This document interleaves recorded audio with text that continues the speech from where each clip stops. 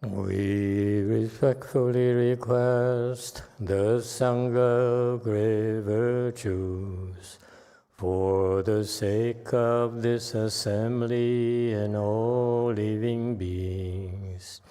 Please turn the wonderful Dharma wheel to teach and guide us how to end birth and death, leave suffering and attain bliss, and quickly realize non-birth. Cung thính đại đức tặng thịnh, vì thứ pháp hội cấp nhất thiết chúng sanh, thịnh chuyên diệu pháp luân giao đạo ngã mùng, như há liêu sanh thoát tư ly khổ đạc lạc, tất chứng vô sanh. Homage to the Blessed, Noble, and Perfectly Enlightened One. Nam mô Sa Đàn Thô Sư Chế Đô Ye Ở La Hơ Đi San Miao San Pu Tô Xie.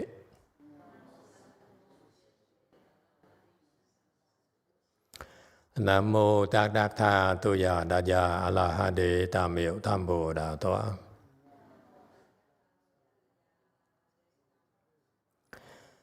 The unsurpassed, profound, subtle, and wonderful Dharma in 100,000 billion aeons is difficult to encounter.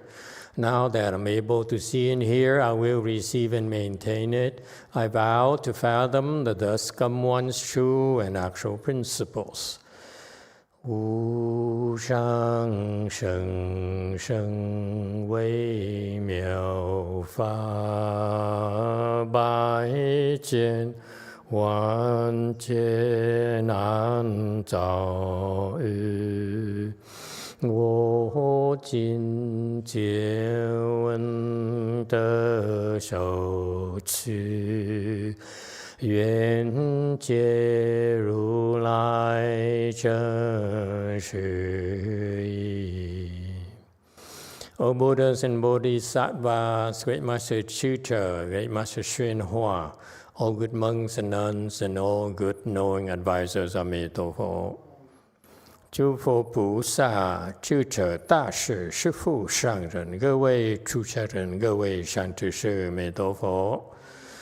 Chư Phật Bồ Tát, kính thưa Trí Giả Đại sư Thượng Thiên Hóa, quý thầy cô và quý vị thiện tri thức A Di Đà Phật. Hello everyone, today is the 10th of August 2024. We're here at Way Mountain Temple, traveling up and down the coast to continue discussing the Vimalakirti Sutra. We're on slide 99. Thank you all for joining us. First of all, I just want to share some good news with you. I just talked to, wait, honey, yeah. Calm down. Can't wait for good news. Yeah, I know. And now it's been confirmed that our good friend G.I. Joe hips are sort of like 100%. 100%. Yeah, it's pretty good. He had hip replacement surgery, and it's came out beautifully, And so I'm so glad to hear that. Now he sits in full lotus, he walks around, he's happy, there's no need for compromise in his lifestyle, no more pain. Huh? And in a year's time, he'll be replacing the other one with the bionic version. Right? That's what you told? Yeah, you said you want bionic version? If that's the case, I'd like 2 of those. Yeah. Shall we all get hip replacement surgery? It will be so cool. It will last forever. Yeah. All right. Good for you. Act 2 coming up. Yeah. Okay. And also, for those of you who don't know, we have a new member to our family, a recently left home person that happened this morning at JMT in K-Land under the auspices of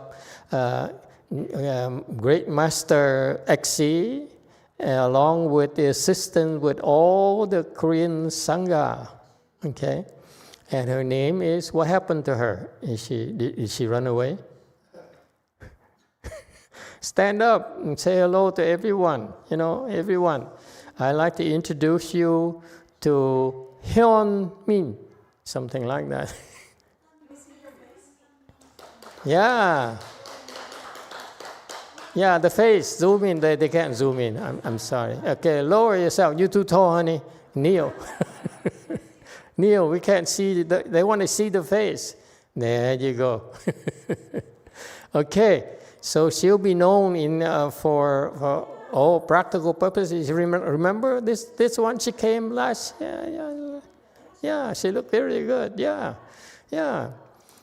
So she's now known as XM2. Yeah, XM2, yeah. All right, welcome to the family. Yeah, all right. Happy days are here again.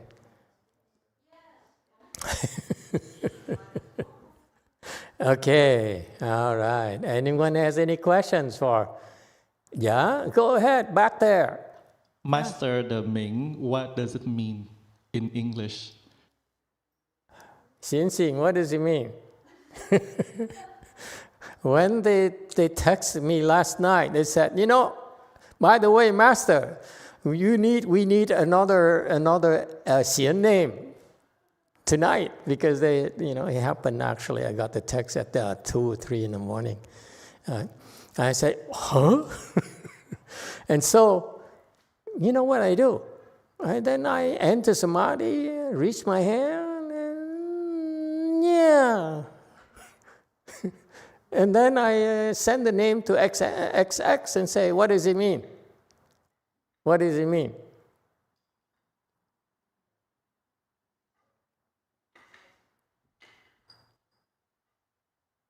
No, it means nothing. It means normally it's sensitive and smart, agile. Mm-hmm. Smart, agile, martial arts. Thank you. Huh? Normally. Yeah, so all of the above. Yeah, isn't that cool? There you go. Yeah. Looking really good, looking just as good as with hair.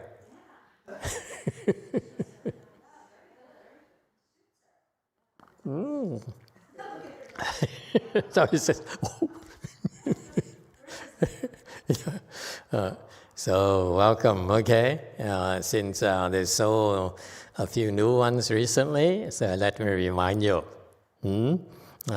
We give you time. There's no hurry, okay? Just because you don't have a name and down the road, we give you about 6 months to a year to adjust, okay? It takes a while, so don't worry, okay? One of the things that we do is, of course, it's a different change in lifestyle. Before, you had to worry about things, making ends meet, and credit card payments, car payments, and so forth. We simplified everything so that you don't have to worry about money. It's one of the biggest worries in modern life, where payments, yeah? And so it's a big burden off your heart, so you don't have to worry about it. And so since you have few worries, then that's what are you supposed to do? It's typical of what we're doing today, just a while ago. We requested the Dharma. This is a method that my master taught us, my generation. Requesting a Dharma is so fundamental to our practice. Buddha, after he became a Buddha, what did he do? He spoke Dharma to the Bodhisattvas, and then he traveled to the deer park to speak Dharma to his previous 5 attendants. You see that? Or he spoke Dharma to the Yesu, one of the merchants who stopped by his Bodhi tree. He spoke Dharma to them, and they certified to 4-stage hardship. And then he moved on to the deer park and spoke Dharma and ordained his 5 previous attendants. So you see, look at the career of the Buddha. The most important thing he does that you can see is to speak the Dharma. So that tells you that you should take advantage of it. Meaning that when you have a chance, you should be listening to the Dharma, okay? The Buddha is no longer available, and what he spoke is just too far-fetched for you, so that's why he sent patriarchs and sages to come to our world to explain the sutras and Buddhist teachings for us. So that's why now that you have that, those available, you should be listening to Master Shenhua's Dharma as well as mine. Okay?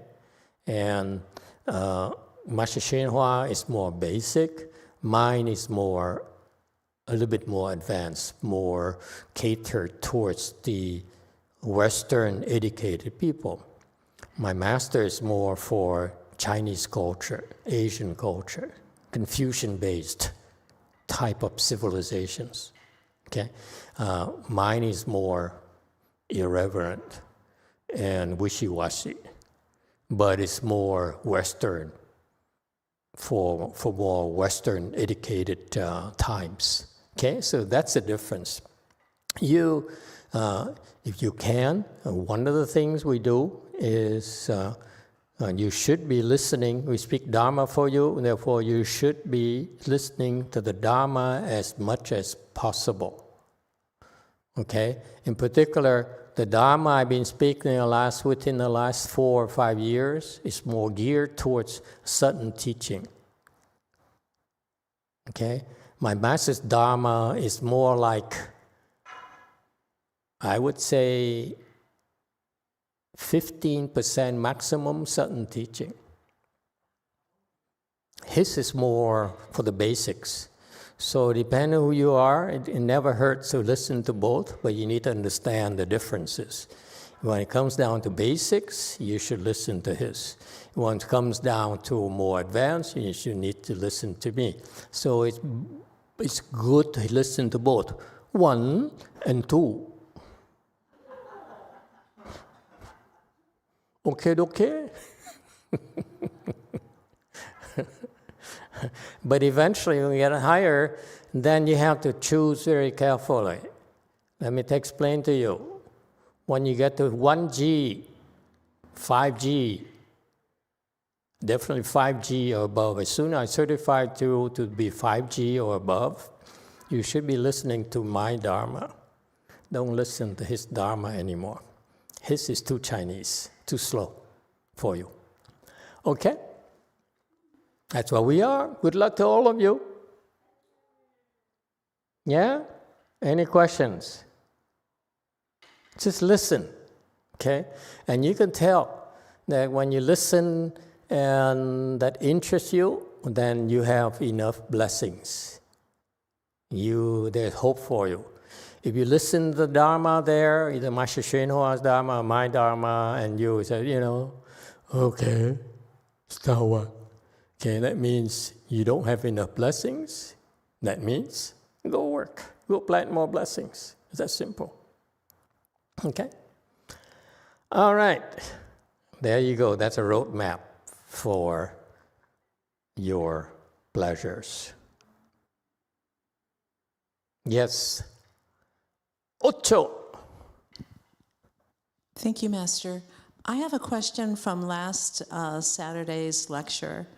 I believe it was this lecture where you were talking about what happens when this particular world is self-destructs because of the negative forces and so on. And you were saying about how somehow those people who follow the Dharma somehow will be taken care of. They'll be brought somewhere else and so forth. Mm-hmm. We take care of you, honey.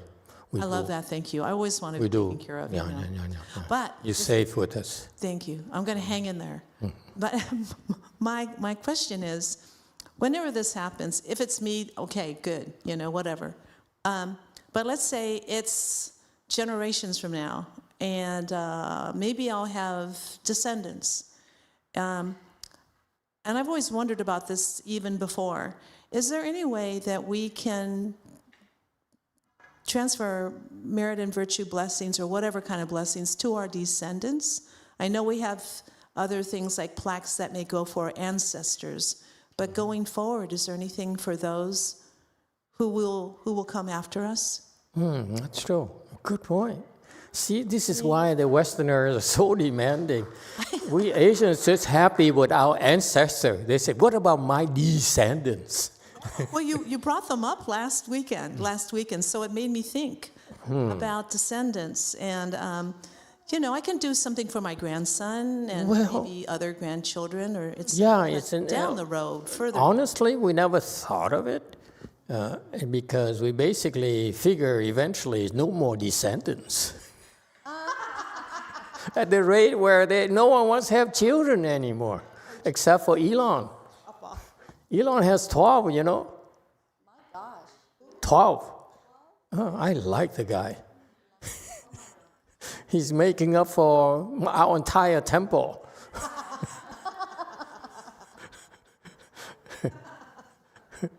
Working hard. Yeah.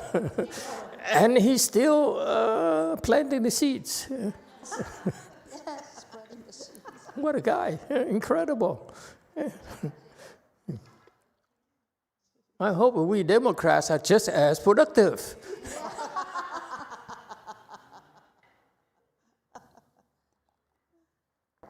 What do you think? I haven't thought of it.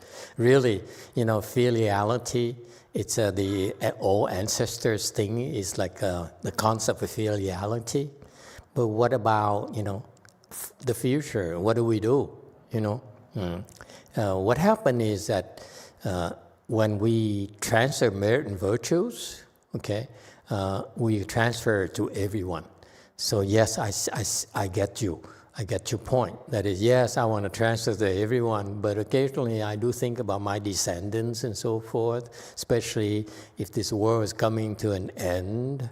Can I, do something for them as well?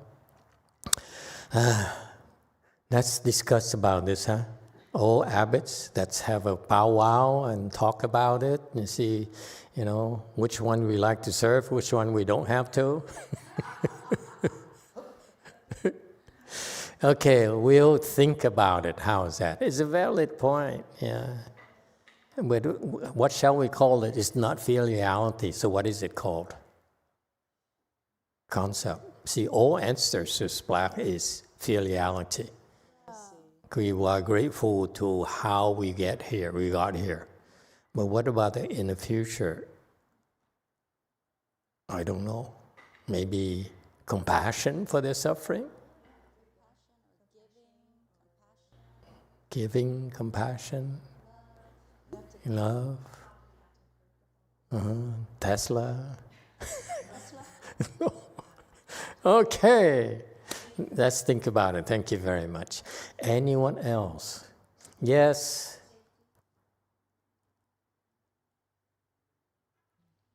I have just some interesting dream that I had when you mentioned about the end of the world last week, and one of the Venerable suggested I should share this dream.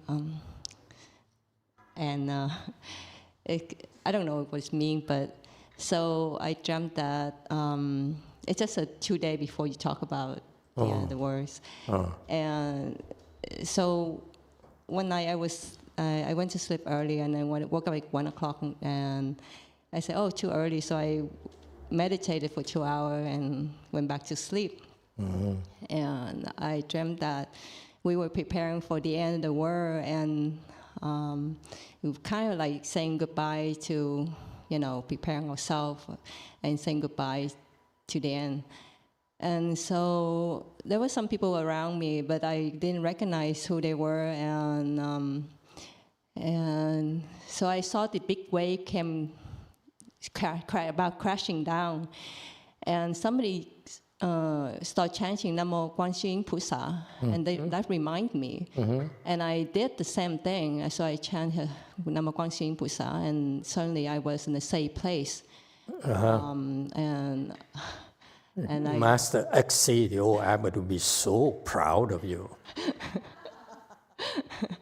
And then, but at one time, at the moment, I was happy, but also I feel guilty. And I said, oh my God, I should have, tell my family members, because my family member was not there. I would start thinking about my mom, my sister, and say, oh, I should have told them to, when emergency come, they should. How selfish. Yeah. So I woke up and I said, too late. No, too late. No, hey, we missed the boat. They missed the boat. Okay. Well, better luck next time. That's all we can say. Yes, 11 or 1? And never mind, 1. So, Master, we cannot recite Guanyin alone. We have to tell everyone else around us to recite too, or else they don't get saved? No, they get saved.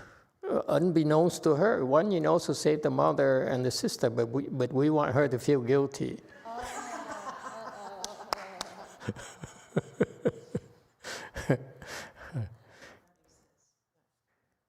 Okay. Anyone else? All right. And so what happened is that in the case that you forgot to recite Guanyin's name for them, okay, then you text Master O Abbot and say, Master, I forgot to ask. Will you ask Guanyin Bodhisattva just to make sure? She talks to him. They have kind of, they're like close, very close, like mother and son. Yeah, it's really weird. I don't know how old Guanyin Bodhisattva is. But she treats him like his son, his favorite son. Really catering to all his needs and desires.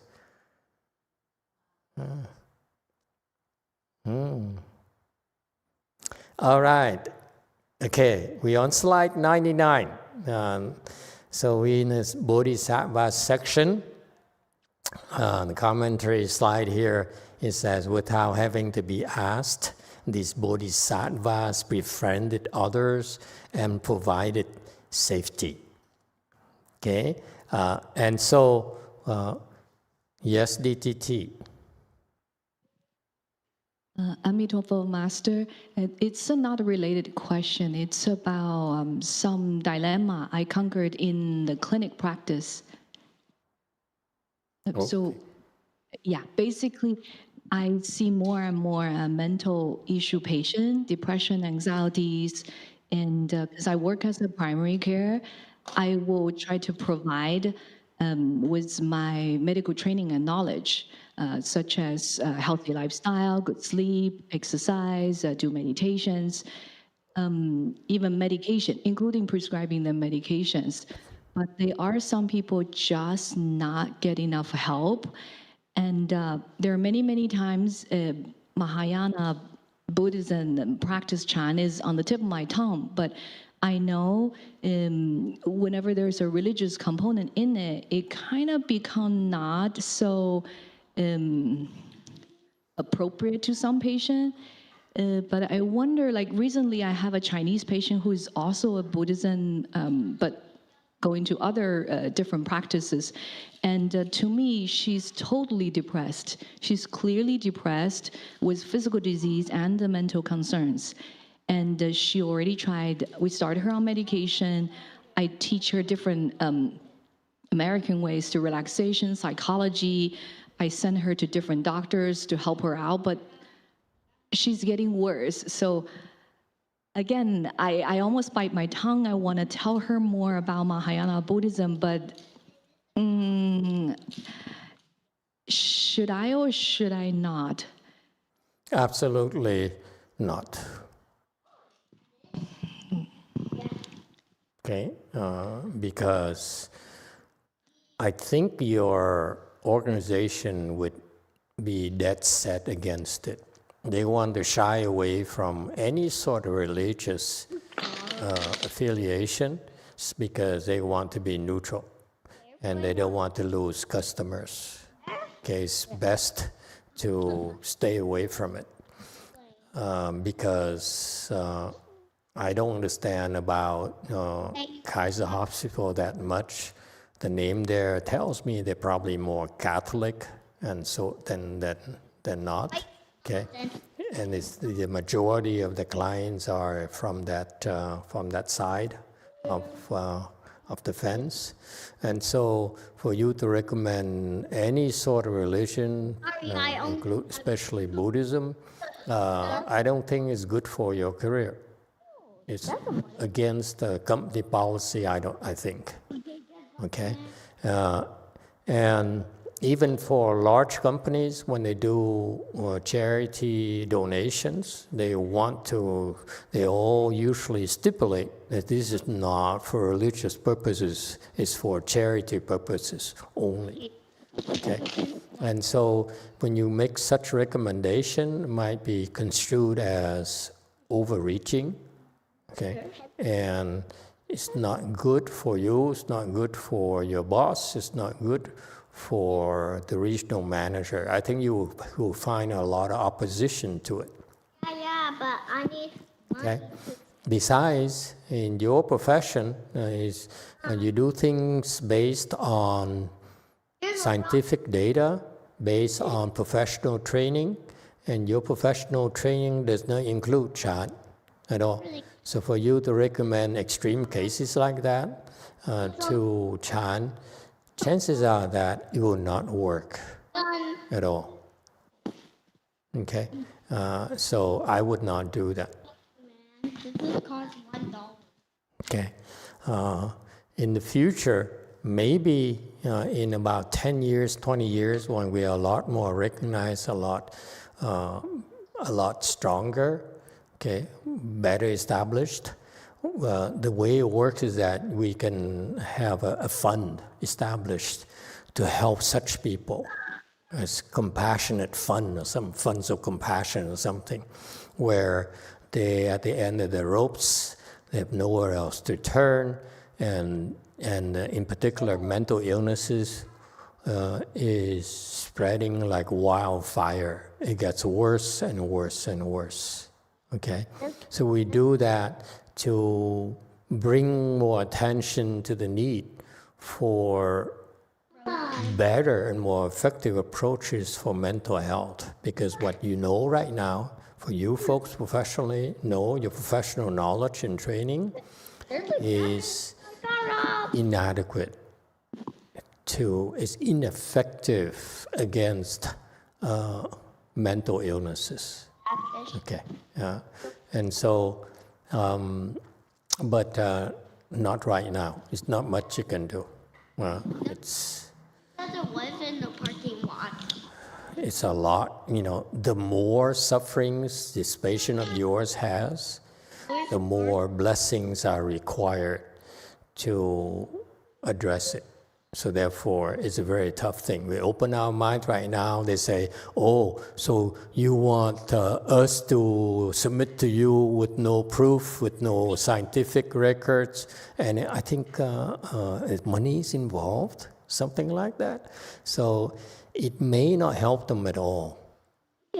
Okay. I have, for example, recently we have a a case where someone is severely depressed. And she tried everything. She tried all the mental doctors. She was interned a few times, and so severely depressed. She has constant thoughts of killing herself. Okay, and so they tried everything. They tried Buddhism. They tried everything you could think of. And then finally, she was introduced to us. And we basically said, this problem here, we know doctors, we can't fix it. For us, our approach is pay off your debts, the karmic debts. There's no magic to us. There's no miracles here. We owe the bank, you have to pay the bank. They're not going to go away. Okay? And so you have to pay them out. So he said, okay, I'd like to try. She tried, but actually it's half-hearted. She tried because what she really wants is actually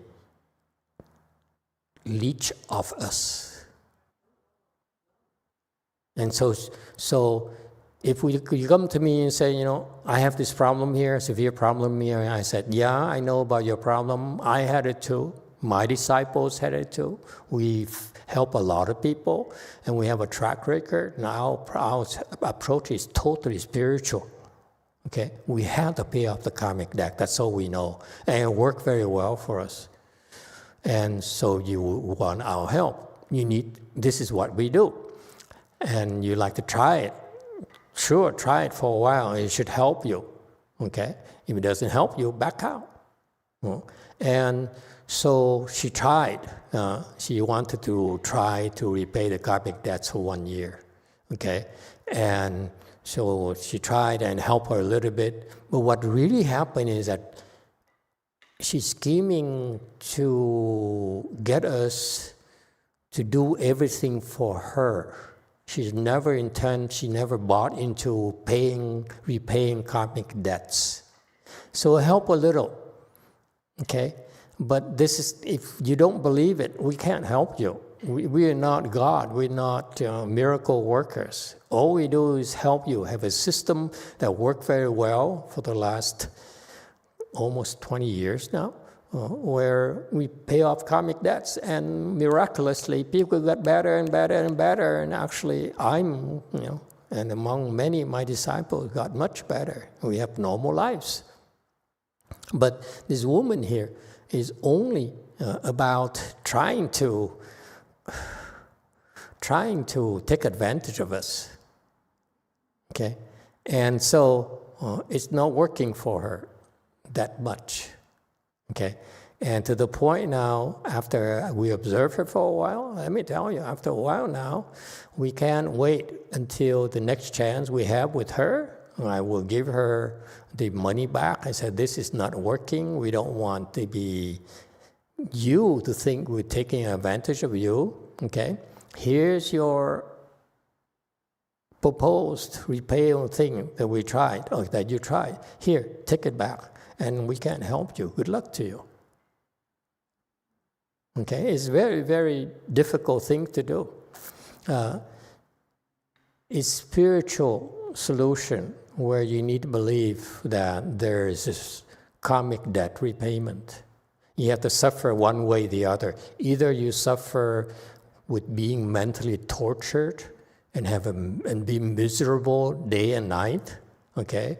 Or you negotiate and say, instead of harassing me, let me suffer by creating merit and virtue, making an offering of triple jewel, and use that to pay off my karmic debts to you. Think about it. We're not saying it's a miracle, but actually a pretty innovative way to fix it, which worked for many of us. And if you don't believe it, it's no point. We can't help you. So unfortunately for her, okay, I'm basically plan to tell her that this we can't help you, and good luck to you. Okay, it's no point wasting your time and my time in doing this. And so you see, there's a different angle to this process. It doesn't work for the Western scholars, especially mental institutions, because their approach lack this element where it's a karmic debt. And they don't believe in karma. So that's why this will always limit their effectiveness to only drugs and meds. It's all superficial. It works superficially. So this woman here, when she says she is severely depressed, they have to drug her up and lock her up. I wouldn't call that solution. Okay, but that's all the Western institutions are proud of. They say, they work for us. You see? So it's a conflict of interest. And the more advanced the mental disease, mental illnesses institutions, such as we have one here in UCLA, some sort of an institute for mindfulness meditation set up to help handle mental illnesses. And they are very, very famous. There are many doctors converge to learn from them. But look at their processes, look at the papers, and look at the so-called experts. It's like barely scratching the surface because they failed to grasp this concept of karmic debts. We're suffering because we have karmic debts. Therefore, either we suffer to pay off the karmic debts in that form or suffer in another form. But in order to pay off the karmic debts, there's suffering involved.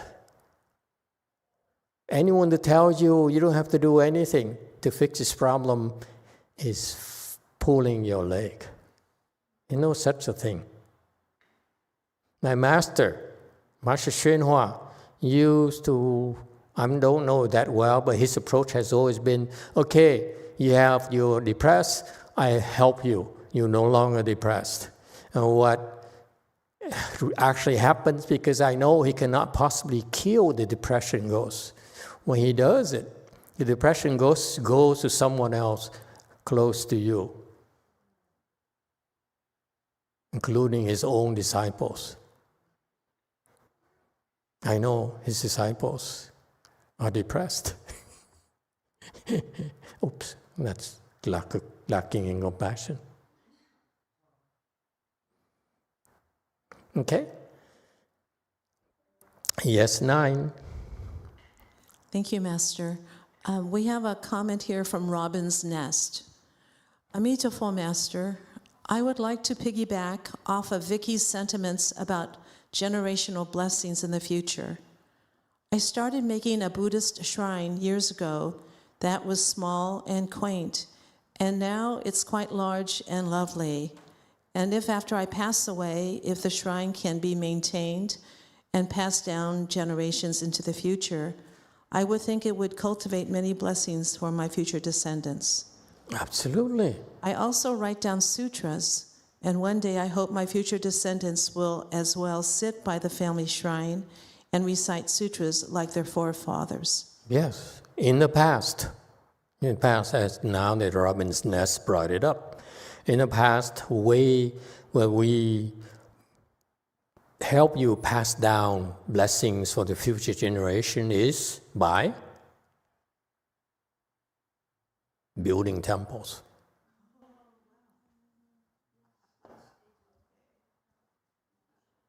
Because those buildings there, those monuments there, are actually drawing a lot of people. They go there and they throw in, like at the that fountain in Rome. What's that called again? The famous fountain in Rome. Everyone goes there. When you go there, watch out for your wallet. Trevi Fountain? Trevi Fountain, okay? Trevi Fountain. Trevi Fountain, Trevi. Okay? That's where you bring your girlfriend and and you throw a coin and say, I love you forever. It's so nice. Okay? Those, when you go to Rome, usually people go there and, toss a coin in the fountain. And same thing. In the future, I know we're poor right now. I don't want to scare you yet. In the future, we should have monuments like that. Maybe a stupa, something that's Buddhist that draws people. People would go to a stupa like the golden stupa in Sri Lanka. Or we can have one here in the U.S. or a big, beautifully architected Buddhist cultural center. It's going to be Pureland, hopefully, my children. Okay, Pureland Cultural Center, where it's like a tourist attraction. You have buses of tourists coming. Okay, and that's how you're going to leave blessings for your future generation, not just your children. Okay, because they come there and they toss in a quarter into the fountain. We call it Trevilala, Trevi at LA, Trevilala.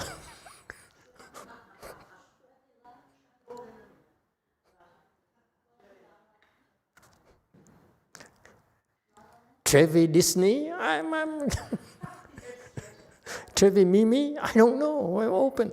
So those are the things that actually serve for dual purposes. People need to be entertained, distracted from their worries and their troubles, but they also are doing something useful for the future. Okay? All right? Something real for them. Not just, you should pay all your karmic debts. Okay. If you believe that, good for you, but, it doesn't work for me. Okay? So we should be more multidimensional, not just this. This right now, I admit to you, is really for the elite. Okay? Yeah. Like you. But in the future, we need to enlarge it so to make it more available to others. For example, Master Hsien An, who came back from Korea, she's at DTT right now doing chant classes with tea. It's very innovative. It's very good. Before, like this morning, we just sat and meditated. And how many you showed up? No one knew. Okay, but Hsien An drew in new people, and they drank tea, and they smoked Dharma, and so forth. We should be more open-minded and try different means to drawing more people, to be more inclusive. Okay? That's the way it should work. And we should not stop at even that tea. We should also go into coffee.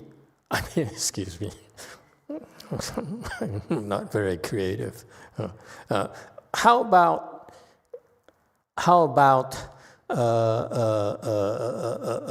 what is it? Walking up the mountain, what do you call that? Hiking. Hiking up the mountain. Go up there and sit for 10 minutes, meditate for 10 minutes and talk. And then walk down. And then go to boba shop. You see? We should have more activities that's not purely spiritual, because most people cannot handle it. It should be more inclusive. You cannot be so self-serving. I want you to start thinking about it because you got so much out of it. That's why you keep on coming week after week after week. In the future, you have to think about, how can I benefit more people who are not like me, who can take only a smaller dosage of spirituality? Okay?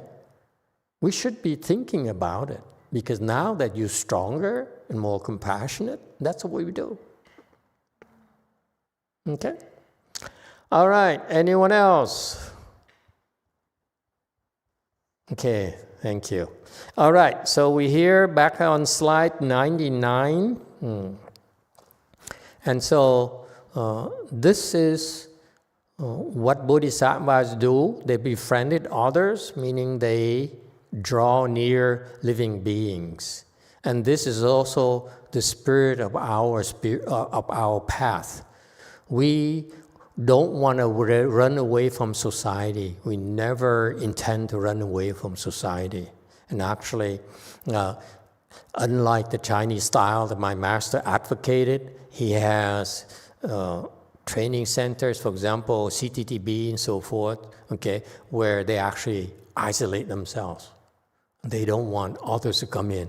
My disciples, our people from DTT, came there for a visit recently, okay, and asked one of the nuns there, "What is your name?" I said, no, I will tell you a little bit later when I see you again, okay. It's sort of like they say, "Don't bother me," because I don't even want you to know who I am. It's simple civility for us, for Westerners. I like to say, "Oh, hi, Sarah. Oh, hi, G.I. Joe." It's commonplace for us. It's a form of connection, right? It's not like we're seeking anything. It's just a cultural thing. But see, their approach is that we're pure, we're better, we're above you. Bodhisattvas are not like that. Bodhisattvas, they draw near you, they make excuses, find excuses to draw near you instead of erecting walls between them and you. So our approach is different, okay? My master's approach is good for building a foundation where they're weak, they need to put up walls around them, where they're safe. Everyone else is safe with them.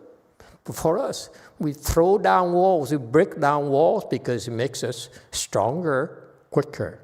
Because we're being watched over, because we're being helped. We're being guarded. So we are fearless. When you erect walls around you and don't bother me, I don't want to get your money. It's Hinayana approach. You understand? I'm pure. Yeah. You're attached to purity. That's Hinayana.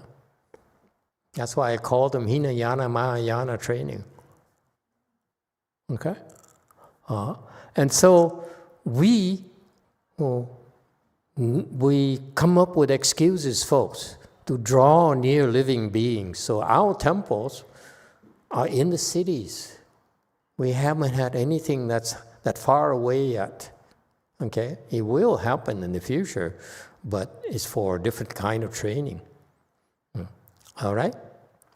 And so living beings, bodhisattva, that's how you can tell whether it's Hinayana or Mahayana. Okay? Because Mahayana, we draw near living beings. We come up with excuses to draw near them, not run away from them or push them away. Because we're afraid to be infected by their disease, by their afflictions. Okay? So it's contrary to befriending living beings. Okay? And this is so Pureland, folks. Tomorrow is Pureland Dharma Assembly. In Pureland, in Amitabha's Buddha land, Western Bliss Pureland, all bodhisattvas draw near living beings. There's no walls at all. Okie dokie? Without being asked. Because living beings, when they're suffering, they're overwhelmed. They don't know who to ask, who to trust, who they can trust. They've been scammed. They've been misled. They've been exploited for so long that, everyone is so skeptical of others. Everyone is scared of being scammed and being stolen. Okay? And so that's why the bodhisattvas who have wisdom, they said, I know of your fear and so forth. Okay? So for me to sit here and wait for you to ask me, it's probably not going to work for you. Okay, in order to help you out sooner, I will come up with expedients and excuses to draw near you. This is what I'm talking about. Chan class over tea, Chan class in hiking, and so forth. Okay, we need to come up with expedients to draw in living beings without being asked. Okay. But also, furthermore,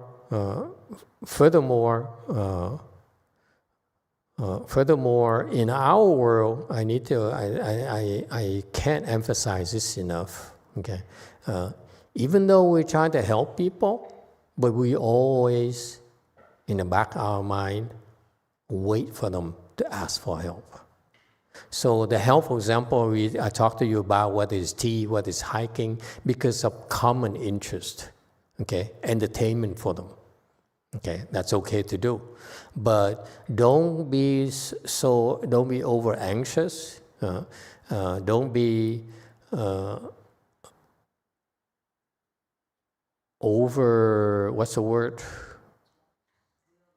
overzealous. Thank you. Zealous is zealous. Overzealous, like jealous. Okay. That you tell them too much. Okay, that is for us. We have a protocol where we patiently wait for them to ask before we teach them the Dharma. Okay, and I can't stress this often enough because in my career I've seen too many people who learn a little bit about Dharma and they get so excited and say, wow, this is such a superior philosophy of life. Let me tell you how to have a better life. And always the reaction I saw in those people, including me, okay, is that, who asked you? I'm perfectly happy being this miserable. Okay? And so that's why, remember, do not speak Dharma until it's requested properly. And that's why every time we speak to you, give you something profound like a Dharma, we go through a Dharma request, okay, as a reminder, okay, that it has to be done properly. Then you're free to speak the Dharma. Next, 100. These bodhisattvas, this is what bodhisattvas do. They provided safety without being asked. Okay? What is safety? Safety means that you can defend yourself. You can fend for yourself first. This is what happened to lay people, ordinary people. They try to help others, but more often than not, they actually are doing more harm than good because they cannot even help themselves.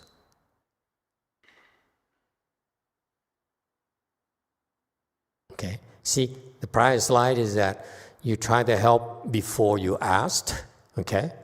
Don't do that. Number 2, and when you help, there is a standard for helping. You ask yourself, can I help myself? How can I possibly help someone if I cannot even help myself? Okay? So if you can't even help yourself, chances are that you can't help anyone else either. Therefore, you should refer them to someone who is better than you, who can really help. All right? And what kind of help are they providing? This is another important concept. Okay? Safety. They can fend for themselves, therefore they save by their own. Okay? Bodhisattvas can fend for themselves. They can be tricked by demons and so forth temporarily, but eventually we guide them so that they can fend for themselves. They can be safe themselves. That's why, folks, when I tell you 1G, that's the territory where you are able to fend for yourself. And you get better and better and better at it. Okay? And it's not, for us, it's not just to fend for ourselves. To fend ourselves is that now we need, out of compassion, to protect others, provide safety for others. And that's a bodhisattva path. When you provide safety for others, what does it mean?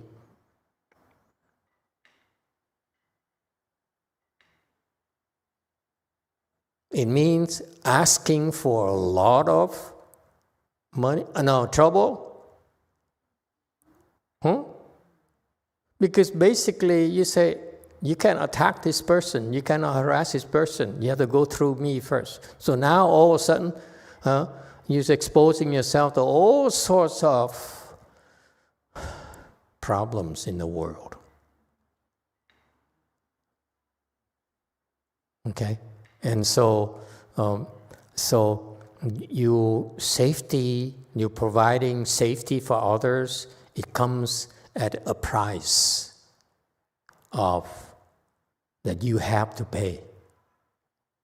Okay? I remember one of my ex-disciples, her husband used to be a cop, and he retired after 20 years in the police as a police officer. And then he was doing security details for rich people.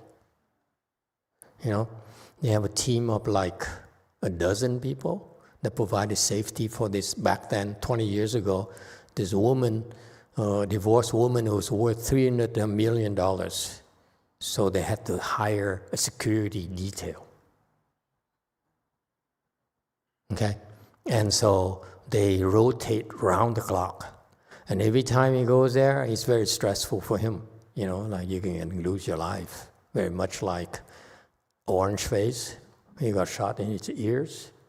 You know, people basically, you look at how courageous, how brave those people are.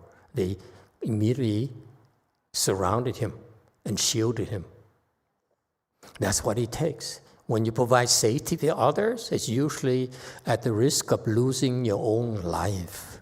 And this is why the first requirement for that is that you must be able to help yourself, not lose your life.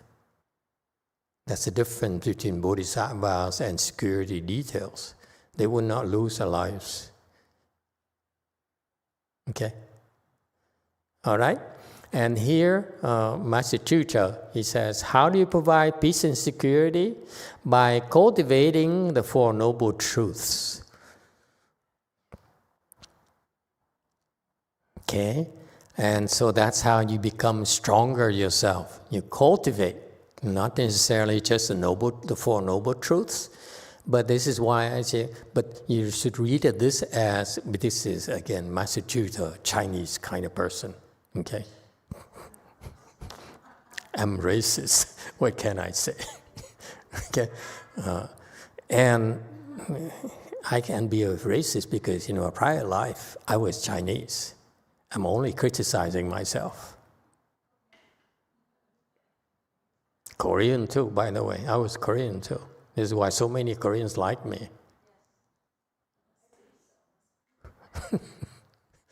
I was never Russian, by the way.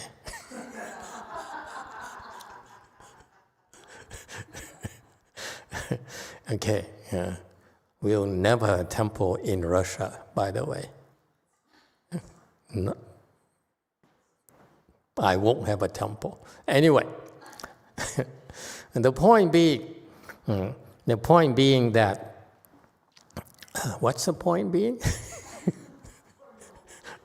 The Four Noble Truths. Yeah, okay, thank you. And so you learn the Dharma. The Four Noble Truths represents the Buddha's teachings.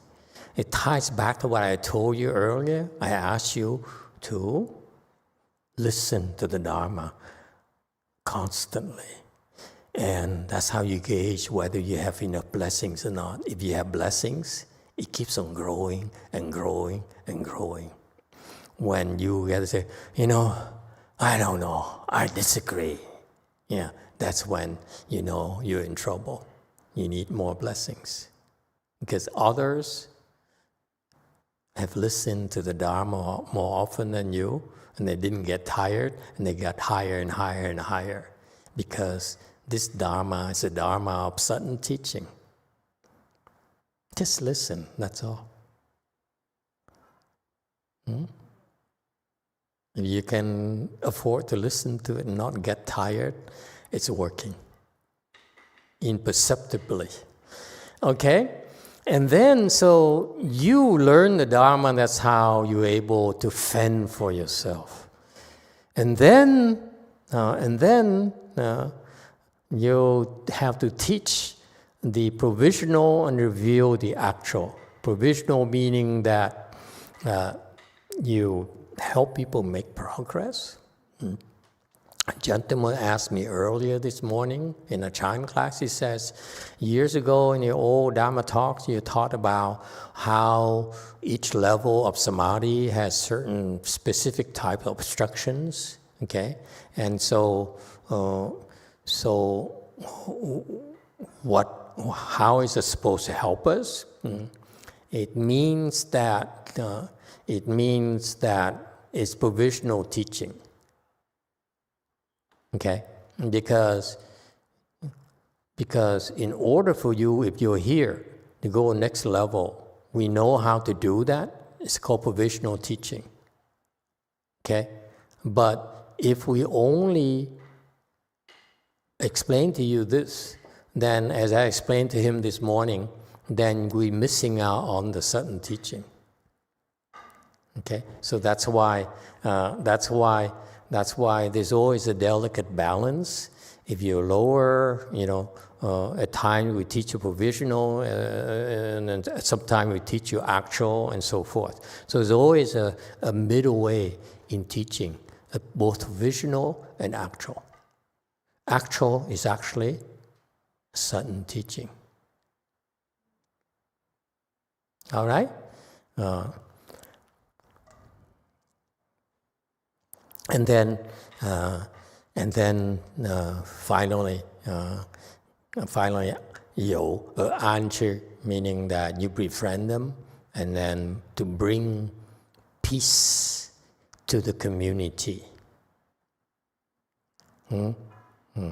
Because what happens out there is people are constantly afflicted, agitated, so there's no peace at all. So even in our small temples here, our very tiny and poor temples, it's an oasis of peace and bliss. You come here and you take a break from all the madness and all the afflictions of society. Yeah? You can't quantify it. You can't put a number on your mental health. Any questions? Yes, sirs. Master, I'm thinking about enabling safety, and it seems to me a big part of that comes from listening to Dharma, and you develop it. A worthy listener is going to begin to hear the Dharma and feel that it's credible. And then at that point, you're going to feel confident in what you believe in is the truth. And that's going to give you courage. And then at that point, the courage is going to propel you to a safe life in this life. So yeah. You develop that yourself by your sincere belief, yes. I think. Yes. You're safe because also there's a lack of fear. Okay, if you're safe long enough, you say, okay, and I have nothing to fear. My fears are unfounded. This is actually what happens to mental illness patients.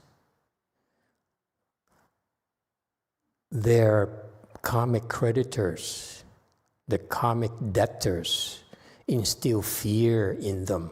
That's why they panic constantly. No medication, no counseling is not going to be able to do that. Okay? There are two ways to handle it. Number one is that they themselves can fend for themselves, can be trained to not be affected by all the devices that the karmic creditors throw at them, the attacks, as we term it. They do things to cause these patients to panic, to become afflicted, to go berserk, and throw tantrums, for example. Manic tantrums. Okay? And so that's what happens. You learn how to not fall for those attacks. Okay, that's the first thing as it happened. And then also another thing that as a reminder for you, all of you, that we all have limitations. Okay, we can only go so far. We can lift so much. What's the strongest man in Olympics? How heavy can he do? He can lift a snatch.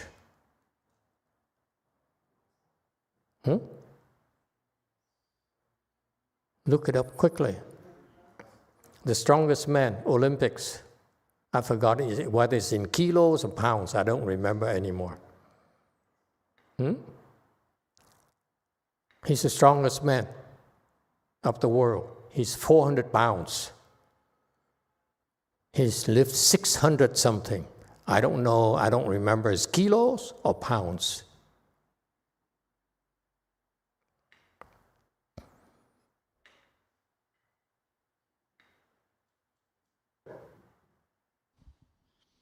Looks like the clean and jerk record is like 224 kilograms.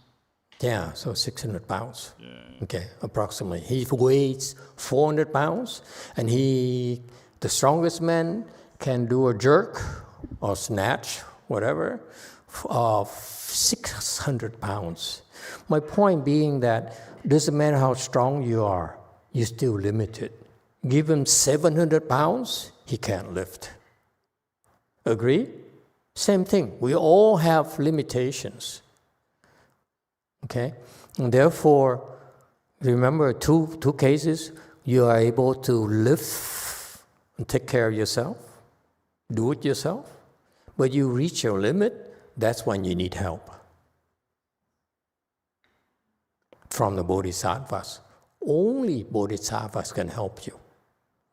That's why when the old monk went to Thailand, he said, someone help me. I asked him one very innocent question. I said, you see his level?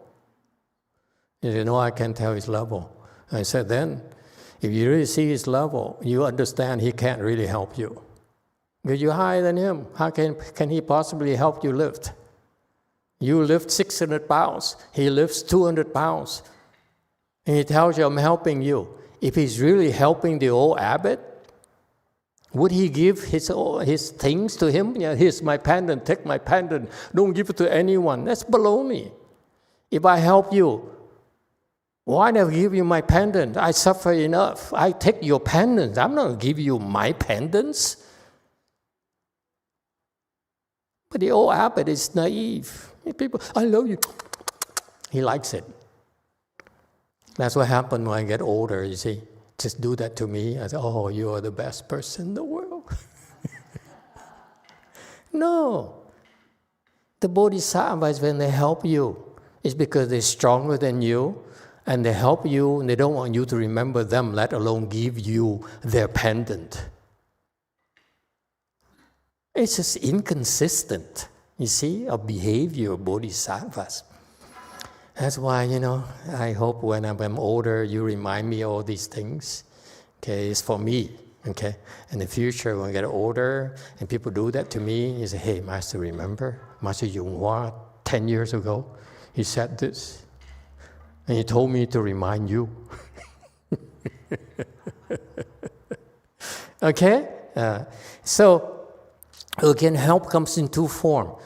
You need to be trained to take care of yourself because it's 24 hours a day, okay? And then there are times when it's too much for you, you should ask for help. That's the nature of the process. We all have limitations.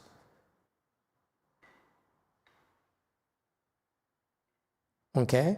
The help comes in a form of shielding you from their harassments. Okay? Next, 101, provided safety without having to be asked. Why? Bodhisattvas not wait, but Buddha waited for the request. And this is from Massachusetts, okay? So, this is Chinese wisdom. You should learn. And boys and girls, and what I'm setting up for you is that you don't necessarily have to only study masteryonghua. There are lots of great Chinese sages that we could draw upon, especially with the great translation from the various programs now. They will get better and better and better. You should, you never lose. You go through these sages' teachings and say, oh, wow, I didn't know that. I'm doing it every week. I say, oh, wow, I didn't know that. Okay?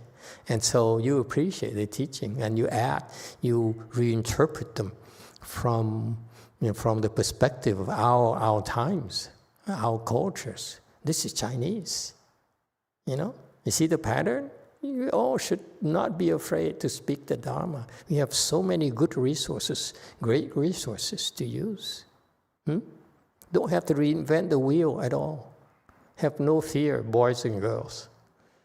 Did you hear me, Chung-Yin? Listen more to the Dharma.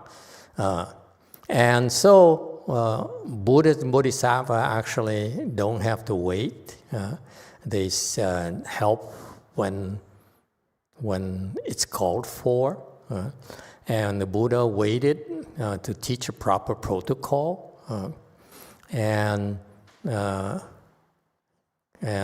So that's how it works. All right? 102, befriended others. Okay?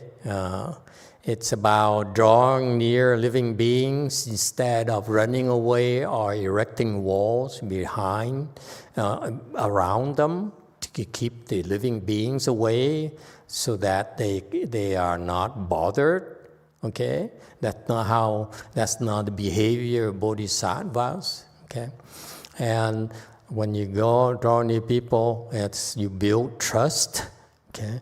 And you do the same work, which is an ideal for the bodhisattva path. We do the same thing. Okay? A very simple concept. They do it, so do we. We don't say you do it. They drink coffee, we drink tea. I mean something like that. Okay? They drink matcha, we drink Pepsi. Doesn't work for you. Okay, it worked for me. And so I want you to have this big picture. The Buddha is a mastermind in the Saha world. He says, the system here is to help all the residents, black and white, yellow and red and brown, man or woman, senile and infantile, sick and healthy, rich and poor, everyone, okay, short and tall, okay? And so the Buddha is the mastermind.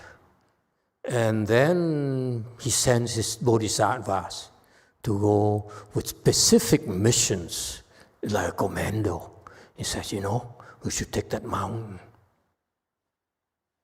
Okay?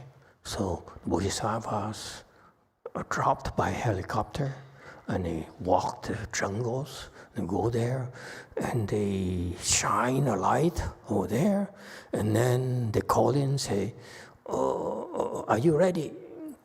can you send me a few Stinger missiles to kill the ghost and the demons, or to scare the heck out of them? Don't kill them. Just chop up the legs. Okay? And so that's a system. I want you to see the big picture. It's all Shakyamuni Buddha's vision.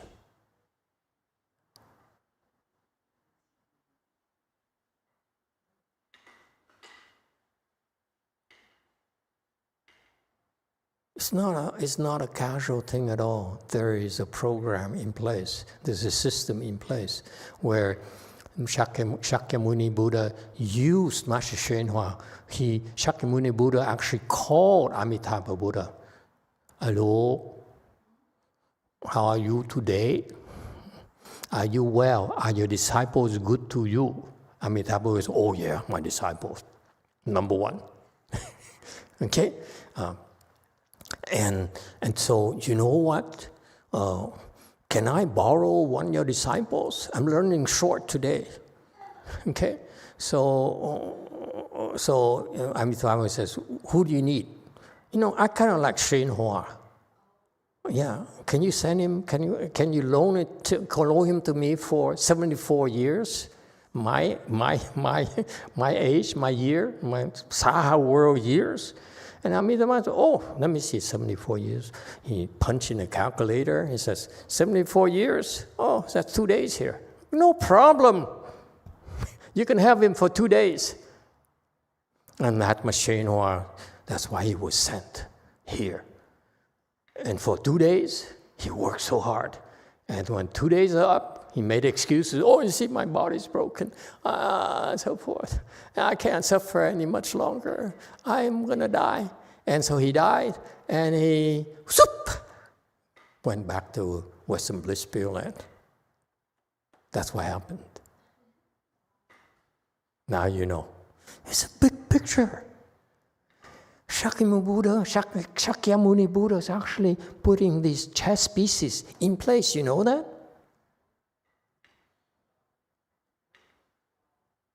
You think it's like coincidental, happen haphazardly? No, it's all overseen by the Buddha. Big picture. Okay, dokie? And they work together. Amitabha Buddha and Shakyamuni Buddha and Mrs. Master Buddha and so forth. And it's round and round and round. It's cool. And not just those two Buddhas. There's all sorts of Buddhas. They're working together. They're all constantly on the phone. It's not a moment where their cell phone is not ding, ding, ding. Their messages from Buddhas all over the world. Ding, ding, ding, ding, ding. Okay? And so you see, it's a fantastic system where it's all pre-planned. Buddha's like, I'm moving this piece here, and I move the other piece, and check. Checkmate. Oh, 103. Enabling the triple jewels to flourish and continue to persist. They subdued demons and enemies and brought externalists under control. 少龙三宝能使不绝，降伏魔怨，治诸外道。Okay, 104. Commentary. Yeah. Enabling triple jewels to persist. Okay? Persist meaning that it's still available. How do you make it persist? By having people practice it. Okay? So our times, some people practice it because they like to, like the Vietnamese, they like to do ceremonies. Or the Tibetans, they like to recite mantras and play soccer. You know that? You didn't know that? They are the young lamas. They believe they are brought in at a very young age, at about, teenagers, even below. And what they spend their time doing is kick soccer. Okay? That's what they do. And when they get old enough, they then go into debating each other. Okay? And that's how they train. All right. And so they practice. To persist is to propagate the teaching. Okay? And it says here, upholding triple jewels, meaning that people still believe. They believe because when they practice, they have results. Okay? And this is one of the things you need to pay attention. You don't see results because you lack faith. It's not that it doesn't work. It's just that you don't have faith. That's the only difference between two people. They do exactly the same thing. One has faith, one doesn't. Okay? There's a huge disparity of the end results. Flourish. Back to slide 104. Flourish. Okay? Is to become more abundant. So it's to improve, to help improve. Okay, how do you become more abundant, more images? Okay, and there's one also interesting concept here. It says, in the sutra, it says, honoring images as though they were true Buddhas, one gains immeasurable blessings. And this goes back to what we said earlier. We was, invest in creating more statues, images, establishments for people to come. And they simply throw in a quarter and make a wish. Buddha, help me find, a true love of my life, and so forth. Help my son pass the exam, and so forth. And sometimes it works, for various reasons. And that's how, because it start first with, believing a little, that, okay, if everyone does it, why not? Throw in a quarter into the fountain. Trevi lala, lama, lala, okay? Trevi lala, okay? And for some of these people, this miracles happens. It's because they have prior blessings. Shh. Okay. Don't say that Buddha is Blaze's favorite. Buddha has Blaze no favorite.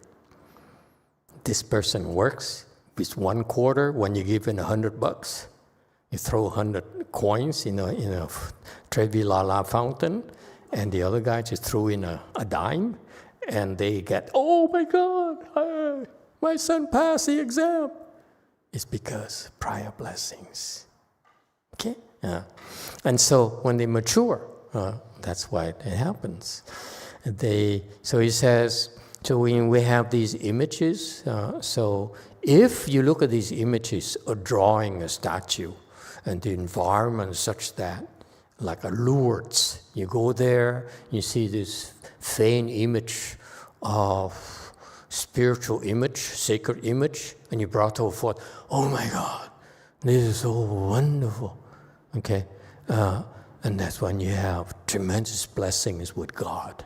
Difference here with us, we need to create such instruments to help them have faith in the Buddhas and the Bodhisattvas.